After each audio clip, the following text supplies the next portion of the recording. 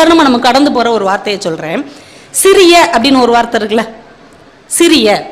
பெரிய அப்படின்னு ஒரு வார்த்தை இருக்கு. இப்ப சிறிய அப்படிங்கிற வார்த்தைக்கு என்ன ரீடா போடுவோம் தம்பி? இந்த குட்டி பையன் கேட்போம். சிறியங்கிற வார்த்தையில என்ன ரீ போடுவோம்? பெரிய ரீ தானே போடுவோம். பெரியங்கிற வார்த்தைக்கு சின்ன ரீ போடுவோம். இதுல ஏதாவது அர்த்தம் இருக்கா? சிறியங்கிறதுக்கு சின்ன ரீ போடணும், பெரியங்கிறதுக்கு பெரிய ரீ தானங்க போடணும். நம்ம ஏன் நம்ம தமிழ் அப்படியே உல்டா பண்ணி வச்சிருக்காங்க? சிறியங்கிறதுல பெரிய ரீ, பெரியங்கிறதுல சின்ன ரீ.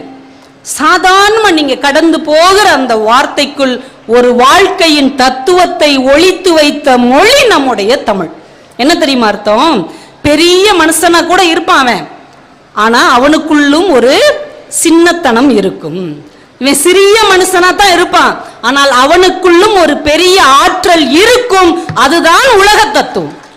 எல்லாரும் பெரிய ஆளா இருக்க மாட்டாங்க இல்லையா, எல்லாரும் சின்ன ஆளா இருக்க மாட்டாங்க இல்லையா. முழுக்க நல்லவனும் இந்த உலகத்தில் கிடையாது, முழுக்க கெட்டவனும் இந்த உலகத்தில் கிடையாது என்கின்ற உலகத்தின் மாபெரும் தத்துவத்தை இந்த சிறிய இந்த பெரியங்கிற வார்த்தையில நம்மால் அடக்கிட்டான்.